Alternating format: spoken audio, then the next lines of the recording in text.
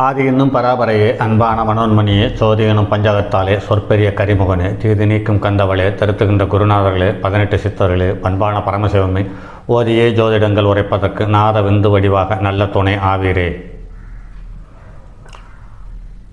உலகில் உள்ள அனைத்து தமிழ் பேசும் நல் உள்ளங்களுக்கும் ஜோதிட ஆசான்களுக்கும் பெரியோர்களுக்கும் ஜோதிட சார்ந்தோர்களுக்கும் ஜோதிட குருமார்களுக்கும் மற்றும் மாணவ மாணவியருக்கும் மற்றும் தாய்மார்களுக்கும் மற்றும் இந்த காணொலியை காணும் உங்களுக்கும் ஆஸ்ட்ரோராஜின் இனிய காலை வணக்கங்கள். தொடர் பதிவுகளாக புலிப்பாணி ஜோதிடம் என்ற நூலிலிருந்து பாடலும் அது சார்ந்த தகவலும் என்ற தலைப்பில் காணொலியை தந்து வருகிறோம். இந்த காணொலி சார்ந்த தகவல் அல்லது உங்களுடைய கருத்துக்களை எங்களுக்கு கமெண்டில் தெரியப்படுத்துங்கள். சரி, இனி பாடலுக்குள் வருவோம்.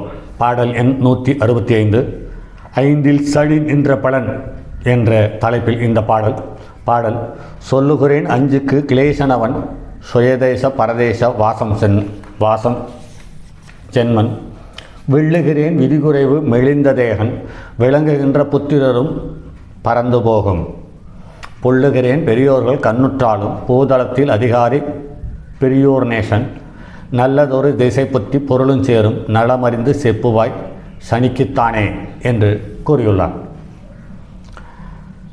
லக்னத்துக்கு 5ஆம் இடத்தில் சனி நிற்க பிறந்தவர்கள் சபலம் உள்ளவர்கள் என்று கூறியுள்ளார். சொந்த ஊரை விட்டுட்டு பிற தேசங்களில் சென்று வாழும் யோகமுள்ளான் என்று கூறியுள்ளார். அதே சமயத்தில் விதி குறைந்தவன் என்றும் சொல்லியுள்ளார். மெலிந்த தேகன் புத்திர நாசமுடையவர்கள் என்றும் சொல்லியுள்ளார். அப்படி அமையப்பெற்றிருந்தாலுமே கூட அந்த சனி நின்ற வீட்டிற்கு 1, 5, 9 குரு நிற்க யோகத்தை தருகிறார் என்றும் சொல்லியுள்ளார். இது நடைமுறையில் அன்றும் ஒத்துப்போயிருக்கிறது, இன்றும் ஒத்துப்போகிறது என்பது சற்று ஆறுதலான விஷயம். சரி நண்பர்களே, அடுத்து பாடல் எண் 166 லக்கணத்தில் சனி பாரப்பா என்னும் ஒரு புதுமை கேளு பழமுள்ள கதிர்மைந்தன் பதியில் நிற்க சீரப்பா இளமையிலே மனோவியாதி செழுமையுள்ள பருவத்தில் செல்வம் உண்டு வீரப்பா வேந்தனோட பொருளும் சேரும் விளங்குகின்ற கொடியோர்கள் சேரலாக கூரப்பா போகருட கடாட்சத்தாளே கொற்றவனே பதியறிந்து பலனை கூறே என்று கூறியுள்ளார். கதிர் மைந்தன் என்று சொல்லக்கூடிய சனி இலக்கணத்தில் நிற்க அவருக்கு இளமையில் மனோவியாதி வருகிறது என்று சொல்லியுள்ளார். நல்ல பருவத்தில் நல்ல செல்வாக்கு சார்ந்த விஷயங்களை பெறுகிறார் என்று சொல்லியுள்ளார். நல்ல பொருளும் சோறும் என்று சொல்லியுள்ளார். கொடியோர்கள் சேர அவ்வளவு சிறப்பாக இல்லை என்றும் லக்னாதிபதி நின்ற நிலை அறிந்து பலனை சொல்லே என்று கூறியுள்ளார். இதுபோக லக்னத்தில் சனி நிற்க பிறந்தவர்கள் தலை சார்ந்த விஷயங்களில் பாதிப்பு, முடி சார்ந்த விஷயங்கள், தலையில் பொடுகு வருவது போன்ற தொந்தரவுகள் நடைமுறையில் இருந்தே இருக்கிறது. இது ஜென்ம சனிக்கு கோச்சார சனி ஒவ்வொரு ராசி கட்டத்தில் கடக்கும் பொழுதும் அதனுடைய நின்ற பாகையை கடக்கும் பொழுது இந்த நடைமுறையில் தொந்தரவு வருகிறது. அதே சமயத்தில் இவர்கள் தொழில் மேலும் வேலை மேலும் சித்தப்பா சின்னம்மா வகை சொந்தங்கள் மேலும் நல்ல பற்றுக்களை உடையவர் என்பது நடைமுறையில் காண முடிகிறது. பாருங்கள் நண்பர்களே, உங்கள் அனுபவத்தில் ஒத்துப்போகிறதா? அடுத்து 12, 8, 7, 2, 4 சனி நிற்க பிறந்த பாடல் எண் 167 பகருகின்ற 6, 2, 4, 7 புனிதமுள்ள சனி 2, 4 நிற்க இகழுகின்ற வாத நோய் நாய்கடிக்கும் இதமுள்ள அன்னைக்கு கண்டம் 4 நிகழுகின்ற 2, 7 மனைவி நஷ்டம் நிஜம் சொன்னோம் 8க்கு உயிர் சேரும் மகிழ்கின்ற 6 விரயமாகும் தொலையுமட மாடாடு துன்பம் சொல்லே என்று கூறியுள்ளார். 2, 4, 7, 8, 12 சனி நிற்க என்ற தகவலை இப்படி சொல்லியிருக்கிறார். 12, 8, 7, 2, 4 என்று சொல்லியுள்ளார். பொதுவாகவே சனி என்ற ஒரு கிரகம் காலபுருஷனுக்கு 11க்குரியவன் என்பதால் 12இல் நிற்க பிறந்தவர்களுக்கு அல்லது 4இல் நிற்க பிறந்தவர்களுக்கு வாத நோய், நாய் கடிக்கும், ஈதமுள்ள அன்னைக்கு கண்டம் என்றும் தாய்க்கு கண்டம் என்றும் மனைவிக்கு கண்டம் என்றும் சொல்லியுள்ளார். அதே சமயத்தில் இவருக்கு ஆடு, மாடு போன்ற கன்றுக்காலிகள் அல்லது நாற்கால் வாகனங்கள் இவருக்கு உதவியாகவும் சப்போர்ட்டாகவும் இல்லை என்பது பாடலில் சொல்லியுள்ளார். அது நடைமுறைக்கு அப்படியே ஒத்துப்போகிறது. அதற்கு அடுத்து இனி வரும் பாடல்களை உங்கள் நண்பர்களுக்கு பகிருங்கள். இன்று முதல் இந்த பாடல் முதல் நடைமுறை காலங்களை அல்லது கடந்து போகும் காலங்களை அல்லது எதிர்வரும் காலங்களை அடையாளம் காட்டும் பதிவுகளாக வந்து கொண்டிருக்கிறது. ஆக இனி வரும் பாடல்களை பகிருங்கள். அதே சமயத்தில் சப்ஸ்கிரைபர் செய்யுங்கள். இனி வரும் பாடல்கள் ஜோதிடம் தெரிந்தவர்களுக்கும் தெரியாதவர்களுக்கும் சில தகவல்களை தர வந்து கொண்டிருக்கிறது என்பது அடியேனின் தாழ்மையான எண்ணம். சரி, கோச்சாரம் கிரகங்கள் சார்ந்த தகவல் இன்று முதல் தொடங்குகிறது. பாருங்கள் நண்பர்களே. பாடல் எண் 168. கேளப்பா குரு 3 கொலைதானிட்டு கேடு செய்யும் சனி ஜென்மம் புந்தினாளில் சீலப்பா சே 7 சிங்கதிரோன் 6 சீறிவரும் கரும்பாம்பு நிதியில் தோன்ற ஆரப்பா அசுரகுரு 6 அப்பனே திசையினுடைய வலுவைப்பாறு மாளப்பா குற்றம் வரும் கோச்சாரத்தாளே குளவிக்கு நிராயணம் கூர்ந்து சொல்லே என்று கூறியுள்ளார்.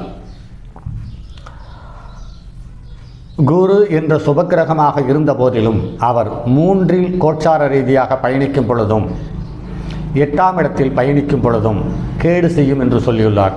இது அவர் குருவின் தசாபுத்தி வரும் காலம் பலமான பாதிப்புகளையும் சங்கடங்களையும் தருகிறது என்பது நிதர்சனமான உண்மை. அடுத்து சனி என்ற மந்தன் என்று சொல்லக்கூடிய சூரியனின் மைந்தனான சனி லக்னத்தில் வரும்பொழுதும் 4ஆம் இடத்தில் வரும்பொழுதும் பலமான பாதிப்பை தருகிறார் என்று சொல்லியுள்ளார். இது அப்படியே நடைமுறையில் ஒத்துப்போகிறது.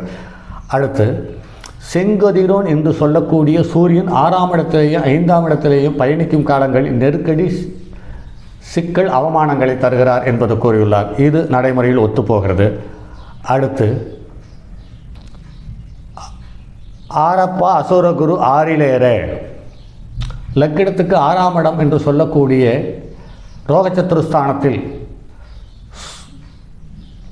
சுக்கிரன் என்று சொல்லக்கூடிய அசுரகுரு கோச்சாரத்தில் பயணிக்கும் காலத்தில் நோய் நொடிகளை தந்து பெண்கள் சம்பந்தப்பட்ட விஷயத்தில் கருத்து வேறுபாடுகளையும் கசப்புகளையும் தருகிறார் என்பது நடைமுறையில் அப்படியே ஒத்துப்போகிறது. இதை அனைத்தையுமே லக்னம் நின்ற லக்னாதிபதி நின்ற நிலை மற்றும் தசாபுத்தி காலங்களை கூர்ந்து பலன் சொன்னால் இந்த பலன் மாறுவதில்லை என்பது நடைமுறை அனுபவம். இதை இன்று வரும் கோச்சாரங்கள், இதுவரை கடந்து வந்த கோச்சாரம், அடுத்து வரக்கூடிய கோச்சாரம் சம்பந்தப்பட்ட தகவலை சார்ந்து நிறைய ஜோதிடர்கள் நிறைய பதிவுகளை கொடுத்துள்ளார். இந்த விஷயத்தில் சற்று இந்த பாடல் வித்தியாசப்படுகிறது.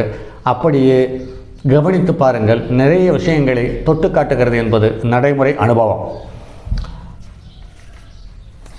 அடுத்து பாடல் எண் 169. பொது என்று ஒரு தலைப்பில் இந்த பாடலை சொல்லியுள்ளார். கேளே நீ சேல் கண்ணி எருது மேடம் கெடுதியுள்ள மகரமடா கடகன் தன்னில் கூரேணி கரும்பாம்பு அதனில் தோன்ற கொற்றவனே யோகங்கள் புகழ்ந்திடாதே சீலேனி நீ கிரகங்கள் 4 திக்கில் சிவசிவா சென்மனுக்கும் அமைந்திருந்தால் ஆளே நீ யோகங்கள் கூறு அள்ளல் அப்பனே அஸ்தகரி யோகஞ்சாற்றே என்று கூறியுள்ளார். மேச, ரிஷபம், கடகம், கன்னி, மீனம் என்ற இந்த 5 வீடுகளில் ராகு என்று கரும்பாம்பு நிற்க யோகத்தை சொல்லிவிடாதே என்று சொல்லியுள்ளார். அந்த யோகத்தை தரக்கூடிய அமைப்பை பெற்ற 5 வீடுகளில் கருநாகம் அமர்ந்திருக்க இவர்களுக்கு இந்த ராகுவுக்கு 1, 4, 7, 10 சுபர் அல்லது பாபக்கரங்கள் ஏதாவது ஒரு கிரகம் நிற்க அமைந்த அமைப்போடு ஒரு ஜாதகன் பிறந்திருந்தால் இந்த 5 இடத்தில் கருநாகம் அமர்ந்த நிலையை இந்த ராகுவினுடைய திசை நடைமுறையில் வரும் காலம் நல்ல யோகத்தையும் செல்வாக்கையும் தந்துவிடுகிறது என்பது நடைமுறை அனுபவம். அந்த பாடல்தான் இந்த கருத்துக்களை வலியுறுத்தி இருக்கிறது. இதில் பர்வத யோகம் என்று ஒரு தகவல் மறைந்திருக்கிறது என்பது நடைமுறையில் அனுபவத்தில் பார்த்திருக்கிறேன். பாருங்கள் நண்பர்களே, மற்றும் ஒரு பதிவில் சந்திப்போ. அதுவரை உங்களிடமிருந்து விடைபெறுவது உங்கள் அன்பு நண்பன் எம் ராஜரத்தினம். வணக்கம் நண்பர்களே. தங்கமான் மழுவோடேந்தி தன்மதி தலையில் கொண்டோன் மங்கையர் பதிக்குச் சொன்ன மாமொழி ஜோதிடத்தை இங்கு யாம் உரைப்பதற்கோர் செங்கன் மால் மருகன் யானைச்சிறன் பதம் காப்பதாமே.